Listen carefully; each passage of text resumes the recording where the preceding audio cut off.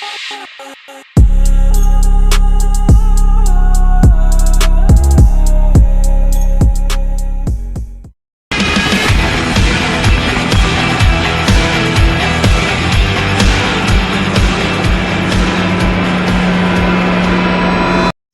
Guys, मैं आपका host and दोस्त ट्रिपी और आप देख रहे हैं trippy on wheels. So guys, कैसे आप सब? आई होप सब बढ़िया ही होंगे। और आज हम एक बाइक का एक रिव्यू करने वाले हैं, ऑनरशिप रिव्यू। सो उसको लोग कहते हैं killer machine, segment killer. Segment killer भी है, किलर मशीन भी है, दोनों है। सो आज उसी का रिव्यू करने वाले हैं। तो हमारे सामने एक मशीन खड़ी है, मेरे पीछे एक मशीन खड़ी है जो आपने सबने देखी होगी हर वीडियो में, बट जो अभी आगे कैमरे के आगे है वो आपने नहीं देखी है। तो आपको दिखाते हैं और उनके ऑनर से मिलाते हैं। वो मेरा छोटा भाई है और कहते हैं मैं उससे मिलाता हूँ आपको, और वो आपके बारे उस बाइक के बारे में आपको बताएगा थोड़े बहुत। और जितना उसको हुआ टाइम लिया है उसको उतने महीने का उतने टाइम का आपको रिव्यू देगा। 1 महीना हुआ है उसको लिए हुए और उसका उतने का उसको ऑनरशिप रिव्यू देगा। तो उसके बाद जब ये लॉन्ग टर्म चला देगा उसके बाद लॉन्ग टर्म पे भी इसका ऑनरशिप रिव्यू आएगा। तभी इसके कॉन्स एंड प्रोन्स देखेंगे। और इसको भाई के पास पहले NS थी 200 BS3। सो उसके और इसके कंपैरिजन के हिसाब से क्या इसमें बेटर है, क्या उसमें बेटर था, क्या इसमें नहीं होना चाहिए था, क्या होना चाहिए था, वो सारी चीज़ें इस वाली वीडियो में डिस्कस करेंगे, बात करेंगे। और आप वीडियो में बने रहना, बहुत सारी इंटरेस्टिंग चीज़ें आने वाली है। भाई ने अभी इसी बाइक पे कुछ स्टंट्स भी किए हैं, तो वो स्टंट्स भी इसी वीडियो में डालूंगा। तो देखते रहना, पूरी वीडियो देखना, नॉलेजेबल वीडियो है, आप पूरी वीडियो देखना। और अगर अच्छी लगी तो सब्सक्राइब कर देना, नहीं तो लाइक भी कर देना। बाकी सब आपकी मर्जी है, करना है तो कर देना, नहीं करना तो कोई दिक्कत नहीं है। तो ये है राजा, इसकी बाइक है 250 ड्यूक। तो अभी रिसेंटली इसने 1 महीने पहले लिए। 1 महीने हुए हैं भाई अभी लिए हुए KTM ड्यूक 250 को। और इससे पहले NS थी, उसमें मैंने इसी का स्प्रॉकेट लगवा रखा था। 390 और 250 में सेम स्प्रॉकेट आता 52-30 का, वही स्प्रॉकेट मैंने NS में लगवा रखा था ताकि इनिशियल पावर इन्हीं की तरह मिले, KTM की तरह। क्योंकि आपको पता है इनिशियल पावर कोई नहीं देता जितना KTM देता है। इनिशियल पावर में ही तो यार ट्रैक में कोई नहीं हरा पाता KTM की बाइकों को। S2R भी 1390 को नहीं हरा पाती। तो यार वही है, ये ट्यूब 250 लिए, इसके पहियों पे लिखवा दिया मैंने अनबीटेबल, क्योंकि ये है सेगमेंट किलर और अनबीटेबल है, मना नहीं है। काफ़ी फीचर्स दिए हैं, सबसे ज़्यादा फीचर्स ही दिए हैं जेन 3 में, सिर्फ फीचर ही फीचर हैं। पावर बहुत कम कर दिया है पुराने वाले से ड्यूक से, इतना भी कम नहीं, बढ़िया है, लेकिन फीचर्स बहुत ज़्यादा दे दिए। ABS भाई NS पे जब मैं NS राइड करता था मैंने बहुत कोशिश करी थी, स्टॉप ही मारूँ, कभी नहीं लगती थी भाई, व्हीली लग जाती थी, स्टॉप ही नहीं लगती थी। लेकिन ये खरीदने के बाद ही जस्ट मैंने अगर ट्राई किया था स्टॉप ही मारने का, और पूरी खड़ी हो गई थी 90 डिग्री। वो आप अभी आगे आने वाली वीडियो में देख लोगे। हाँ। आने वाली वीडियो में दिख जाएगा आपको। भाई मैं शॉक्ड हो गया था कि पहली बार में कैसे लग सकती है, मतलब स्टॉप। बस बाकी यही है। तो इसमें कंपैरिजन क्या रहा तेरा NS और इसका, मतलब क्या कौन सी बेस्ट लगी तुझे? NS बढ़िया थी या फिर? देखो दोनों ही है, NS का भी कोई तोड़ नहीं है और ड्यूक का भी कोई तोड़ नहीं है।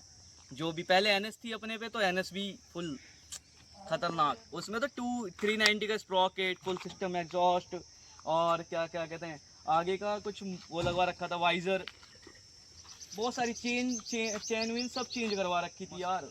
अगर पहले गियर में क्लच छोड़ के हल्का सा भी खींच दिया तुरंत आगे से उड़ जाती थी।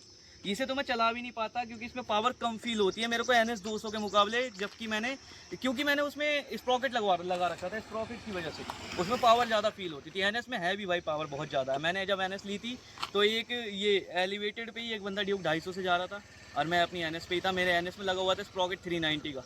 तो जब वो रेस करने लग गया था, वो आगे नहीं जा पाया, ना मैं आगे जा पाया, लेकिन मैंने भी उसे आगे नहीं जाने दिया, बराबर ही चल रही थी 250 और 50 सीसी आगे होने के बाद भी। इसमें तेरे को क्या क्या चीज़ें लगी है कि होनी चाहिए, क्या क्या चीज़ें नहीं लगी है कि नहीं होनी चाहिए? नहीं भाई ऐसी कोई चीज़ नहीं है कि नहीं होनी चाहिए, आँख बंद करके ले लो अगर पैसा लगा रहे हो तो। नहीं, जैसे पावर पहले BS जो पुराने वाले मॉडल्स थे इसके, अभी तो रिसेंट नए मॉडल आ गए हैं, तो जेन 3 आ गया। जेन 2 में क्या था कि जेन 2 में जो तुझे अच्छा लगा जो इसमें नहीं है? जेन 2 में सिर्फ रॉ पावर थी भाई, ना सेफ्टी था ना कुछ था भाई। जेन 2 में तो उसे भगाओगे भी तो कंट्रोलिंग भी बहुत हार्ड होती है ड्यूक की, क्योंकि बिना फीचर्स के।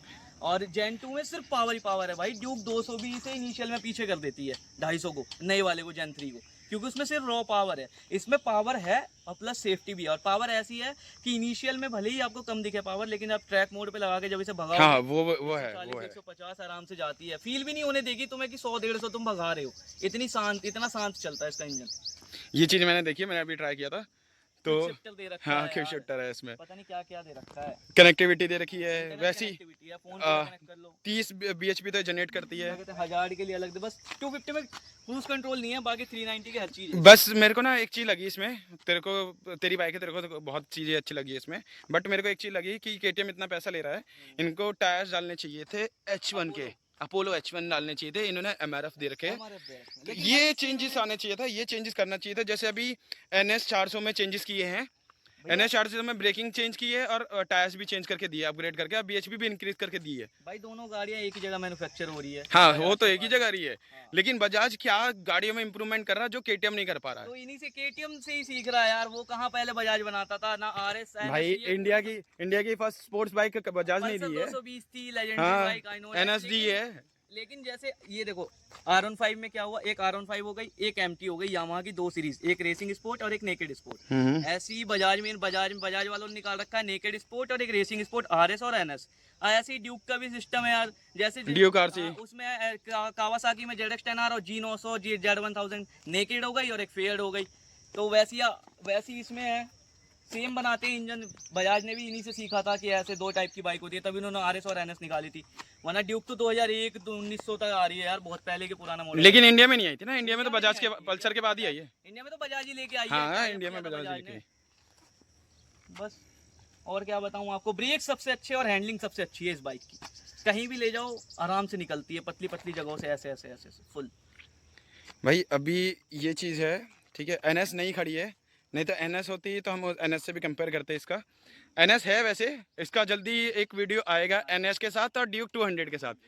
250 टू नहीं 250 या 200 दोनों के साथ। 200 भी है एक। हाँ 200 BS3। BS3 है वो, 2019 मॉडल है वो। उसी से तो कह रहा हूँ भाई, उसी से तो हार गई यार। बताओ इतना इनिशियल पावर था। हाँ। हारी इन द सेंस, मतलब 2 बंदे बैठे हुए थे, एक मैं था एक वो बैठा हुआ था बंदा, तब हारी। वो तो अकेले थे और वो भी स्ट्रीट मोड में थी, ट्रैक मोड में भी नहीं थी। ट्रैक वो तो अभी हम, वो तो ऐसे ही हम फ्रेंडली कर रहा था ना तू, तो जब इसको हम प्रोफेशनली करेंगे बिल्कुल एक, जिस ट्रैक पे जैसे हम खड़े हैं, जिस रोड पे हम खड़े हैं ना, इस रोड पे हम इजीली कर सकते हैं। जैसे ये देखो, ये रोड दिख रही है आपको, खाली बिल्कुल। खाली बिल्कुल। और ये एक बात बताता हूँ तुम्हें, 250 सीसी अगर ले रहे हो तो ड्यूक की सारी बाइकों को सेगमेंट किलर क्यों कहते हैं? जो इन्होंने 250 निकाली है ना इस बार, ये सेगमेंट किलर है 250 सीसी की सारी बाइकों से टॉप।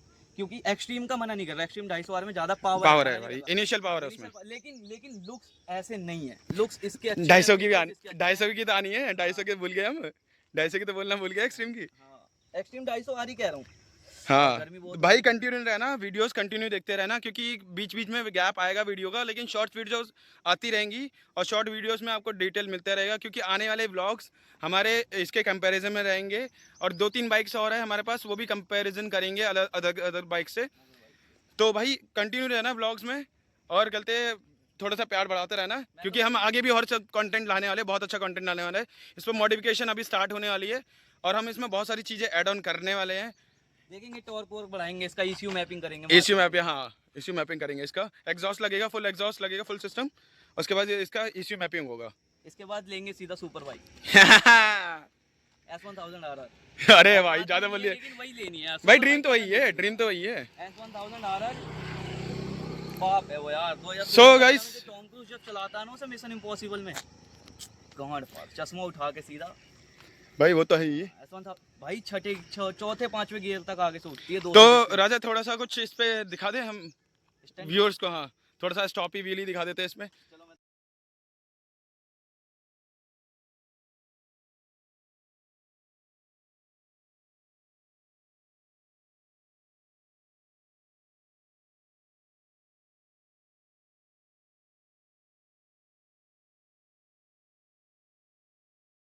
तो आज की वीडियो के लिए इतना ही। सो आज हम इतना इसके ऊपर बात किया है, ऊपर से हम इसके रिव्यूज़ भी लाने वाले हैं, आगे बहुत कंपैरिजन चलने वाला है अलग अलग बाइक से इसका। और आई थिंक सो कहते इसका 160 से भी, वो 160 कह रहा हूँ, एक्सट्रीम 250 आर से भी कंपैरिजन होगा।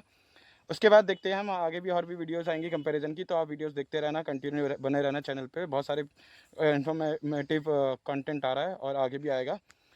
तो अगर अच्छा लगा तो लाइक कर देना, सब्सक्राइब कर देना, बाकी नीचे वाला लाल बटन को तो ठोक देना, मोड़ देना, जो करना है वो कर देना। आज की वीडियो में इतना ही। Bye bye, tata, see you, मिलते हैं नेक्स्ट ब्लॉग में।